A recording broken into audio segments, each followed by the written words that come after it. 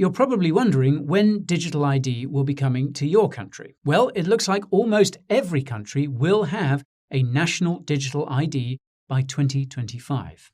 This is the timeline given by the United Nations Development Programme, or UNDP, in a report it published in February this year. The report is titled, quote, Digital Strategy 2022 to 2025, and I'll leave a link to it in the description because it is seriously insane. For starters, the report reveals that the UNDP's digital strategy was first announced in mid-2019, almost exactly when the WEF signed its partnership with the UN. The report also repeatedly states that the pandemic accelerated the development of digital ID around the world.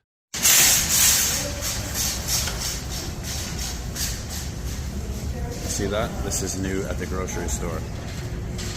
Very soon you're going to have a QR code right there for your digital ID, or else you can't enter. The digital IDs. Yesterday in Canada, Justin Trudeau met with all of our provincial premiers and basically told them that we will not be able to get funding for our healthcare unless the premiers agree to the digital IDs. I will show all the proof.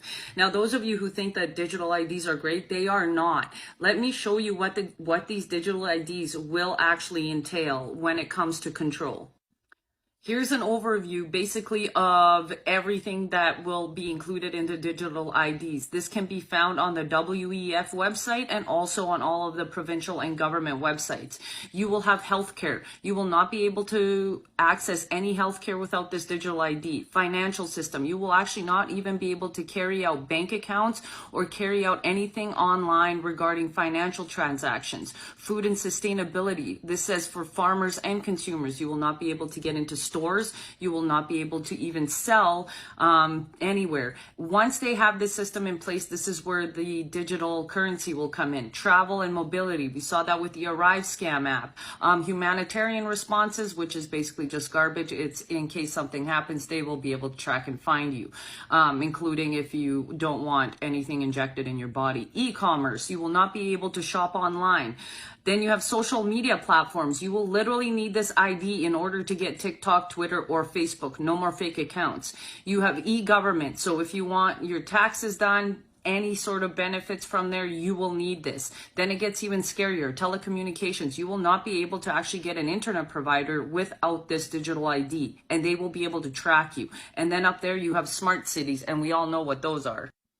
Those of you who think I'm lying, here's the federal condition. In order for us to access our money, our tax money, this is basically a hostage situation of our tax money. And what you will see is instigators, government instigators under Twitter, under Justin Trudeau, that basically say we need to push our provincial governments to, get the money so that we can spend it better. No, we don't. We actually need to call our provincial governments right now, today and tomorrow and every single day until they scrap this digital ID. They cannot pass this without our approval.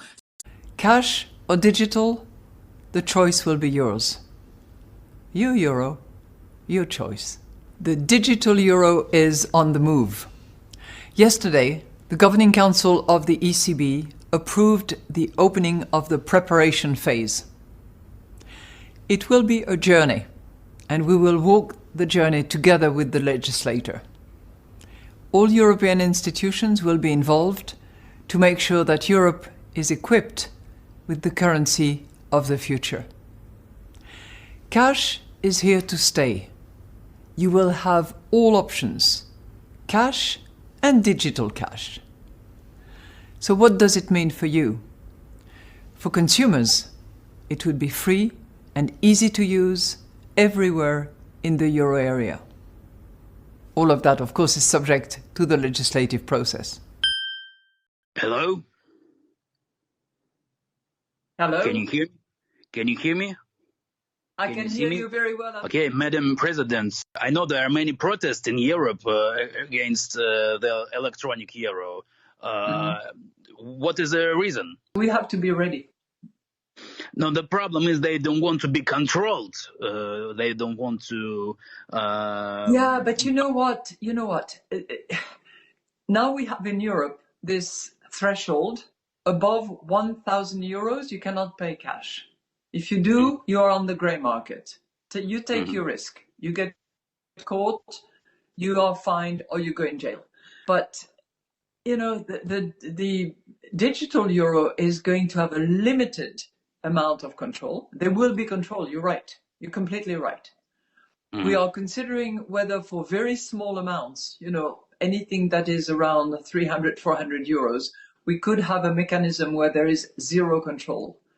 But that could be dangerous. The terrorist attacks on France back 10 years ago were entirely financed by those very small anonymous credit cards that you can recharge in total anonymity.